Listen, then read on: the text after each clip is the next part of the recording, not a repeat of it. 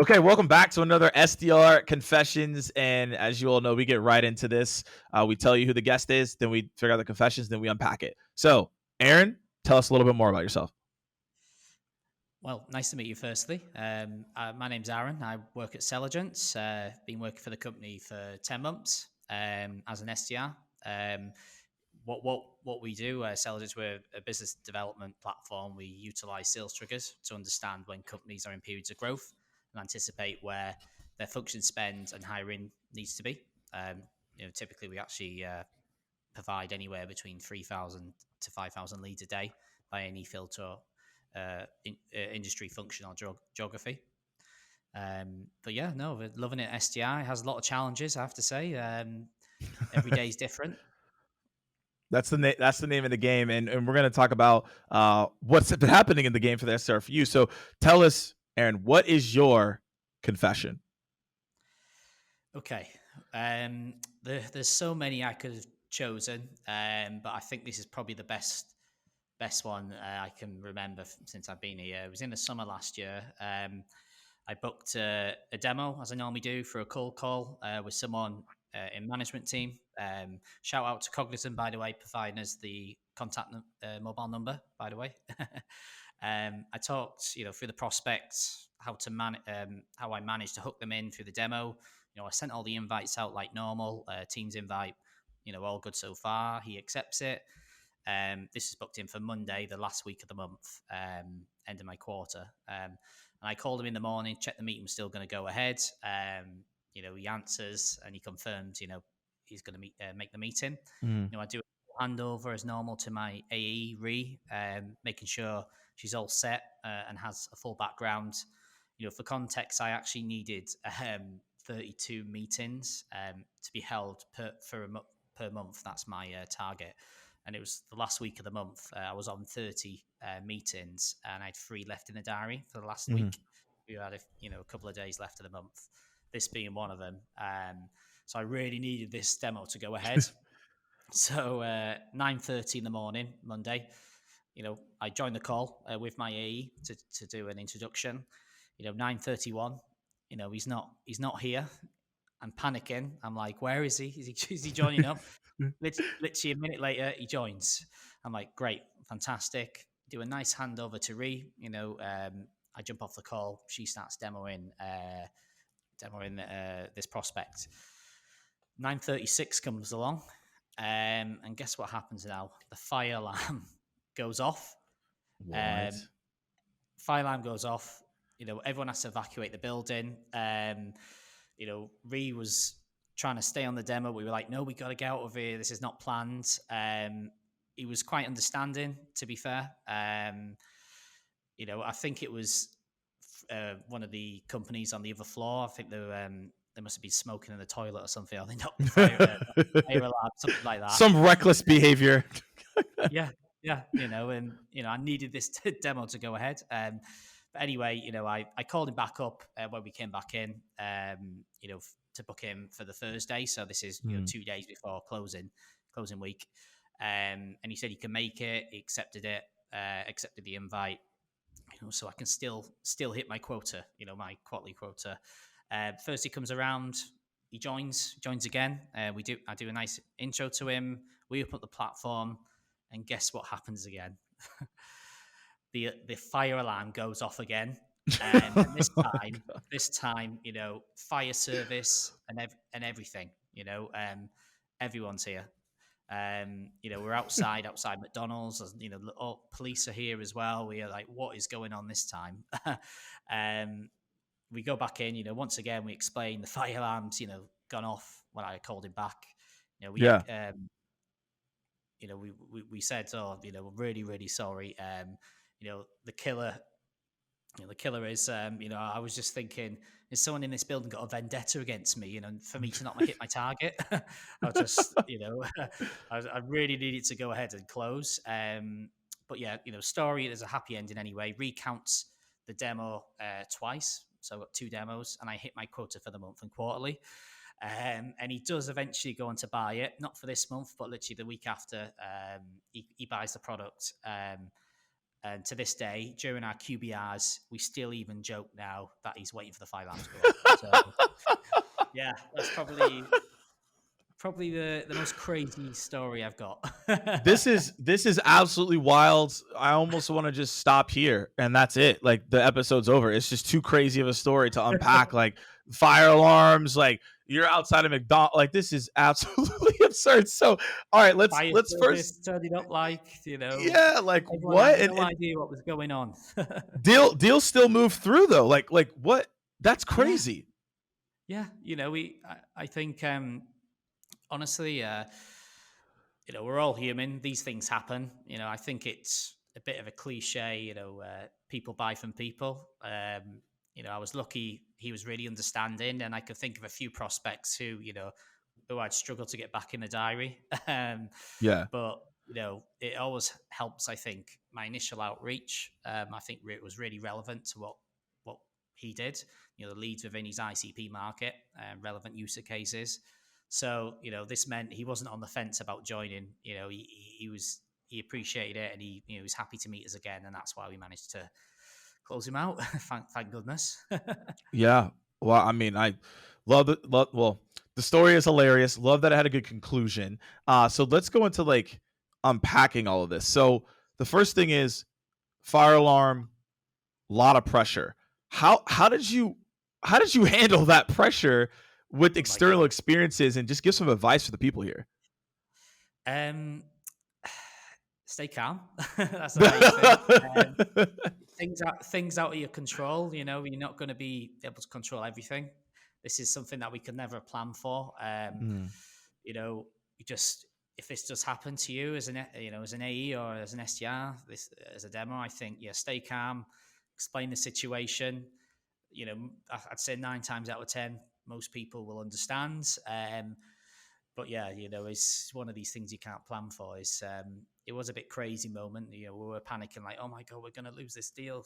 But we explained the situation, reorganized it, and it, it went to we actually closed it out. And he was really understanding. So I think stay calm in a situation that is really important yeah. for sure. And are there things that like to stay calm, right? And that's easy to say, but are there things that you do to remain calm? Is there something you're telling yourself? Are there things that you have done that you're doing in the morning to remain calm? Like, how are you able to keep that state of calm? Most people are Yeah, freaked out, right?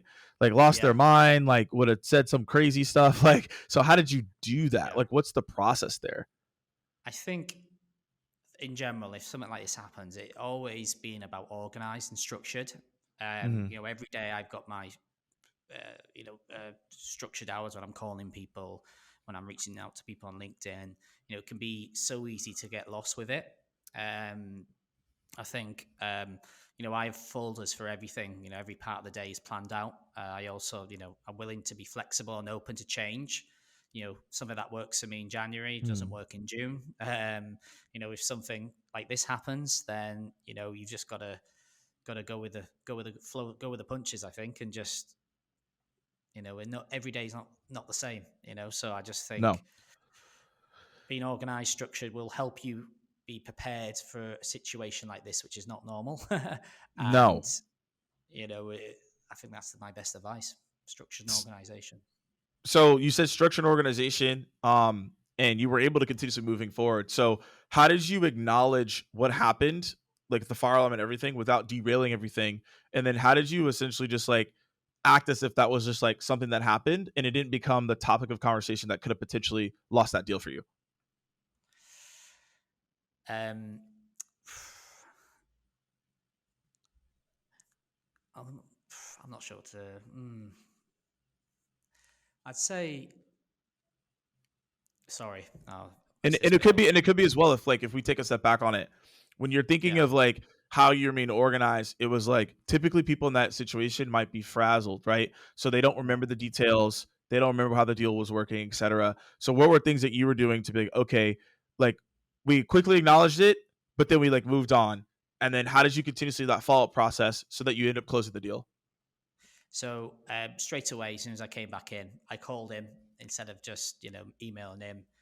Told him the whole story. He was laughing on the phone, to be Mm. honest. Explained it. So he could really sympathize, he could really understand, the situation. So he was, I followed up, obviously speaking with him on the phone, dropped him a new invite in his inbox, and obviously scheduled a time in a few days later. I was even as well, just in case he wasn't turning up, I was Mhm. doing more calls, making sure I could try and book some extra demos in just in case, just to get my 32 for the month. I did actually end up booking in a couple more as well, just doing more dials and more reach out between the Monday and the Thursday demo, the Mhm. second demo with him. So yeah, I just try to make sure cover all bases, more demos booked in, more outreach, and I did do. I sent him like a lead the day before the second demo, and then again called him in the morning, resent the invite out in the morning to make sure he turns up. So yeah, that was my follow up.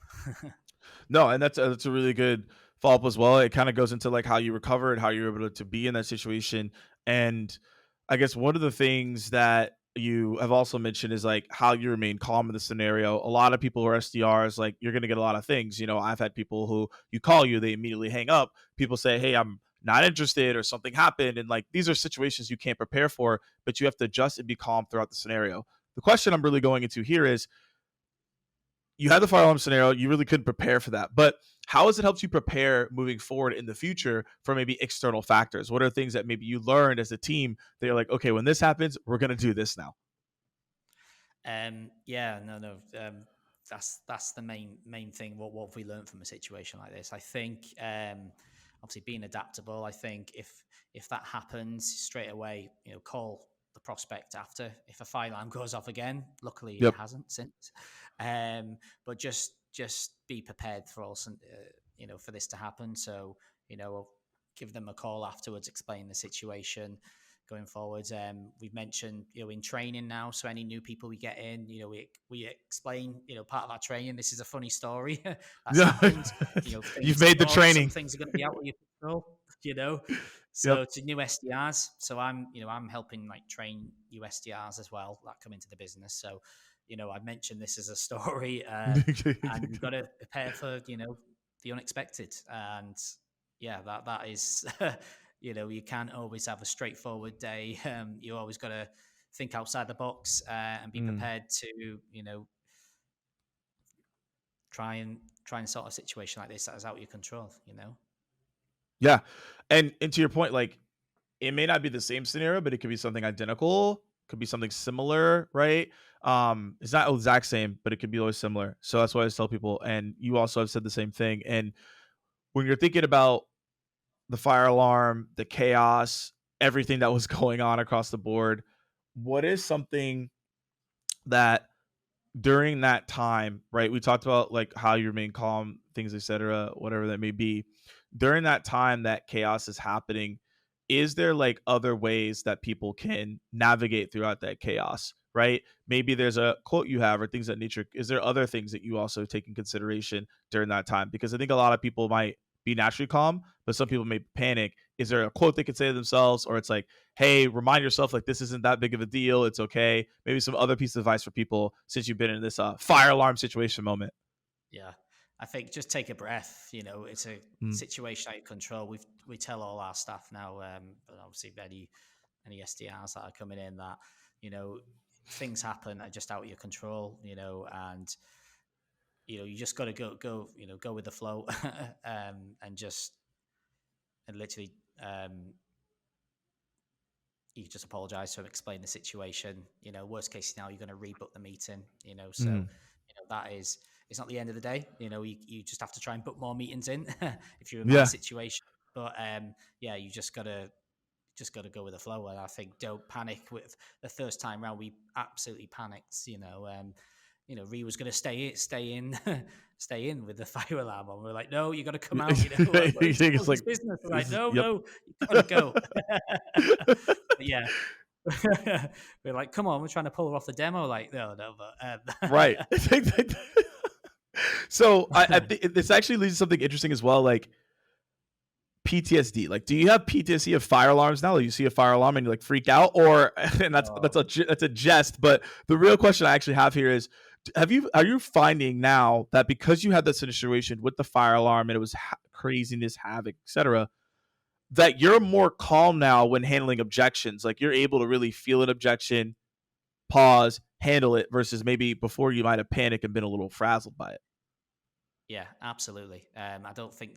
I think that is probably that situation is worse than deal with an objection over the phone. You know, Yeah. you're waiting for you do your pitch, you're waiting for them to speak, and any objection, it does give me more confidence to go back and go back with a reason to why what is trying to find out their pain points to try and drill in why it's a benefit to have a look at sell agents, our sales triggers. It's definitely made me more confident and prepared for any situation over the phone that any prospect could throw at me. Any objection handlers definitely helped me with that for sure. Yeah. I can only imagine. I think every person I've talked to, coach, train, whatever it may be, they find that they start getting more at ease when they face these abnormal situations or even these confessions. They don't have like the PTSD factor. They're just like more calm and they're able to handle it because like, well, okay, I dealt with in this case a fire alarm during a demo when we are trying to close a deal and I was there. Okay, I could probably handle someone when they say reach out in 6 months. It's not as scary Yeah. as it used to be, and I think it brings a perspective, which kind of goes into like as we wrap this up, a perspective for SDRs. So you've been doing the role for a while. You've dealt with fire alarms. You've had to do some crazier things, right? What is the practical advice you would give SDRs that are just starting out right now? I would say, yeah, be organized, be structured, have a multi-channel approach. Mm, Have your calling hours, find out the best calling hours that your ICPs, your targeting are picking up. I think your own social brand is coming really more important and relevant than ever. That's something I'm building and working on. I think, everything you're sharing on LinkedIn, connecting with people on LinkedIn. mm, Also, I think you got to be reaching out for a reason. That is, people don't want to be called slap pitched. You need to have a reason to call them, even if that's dripping them, a warm email, a few leads. I think reaching out with relevance is more than ever. People want to do research. ICPs want to do research on you, so you've got to have a reason to call. And even if I booked a demo yesterday from seeing, I won't mention who, but seeing, a prospect from a third party, seeing a new mm, partnership. I reached out to this prospect, congratulate him on their new partnership. He actually, because I was connected on LinkedIn, we went for a walk down Cardiff Bay. He's seen that for Blue Monday. He straight away we were chatting, and then straight away I had a reason to pitch to him, and he was happy to listen to me, and ended up booking the meeting off that. So I think, three things: being structured, I think building your social brand, and having a reason to call these ICPs, reaching out with relevance. I think that's the three key things as an SDR to make you a very good SDR.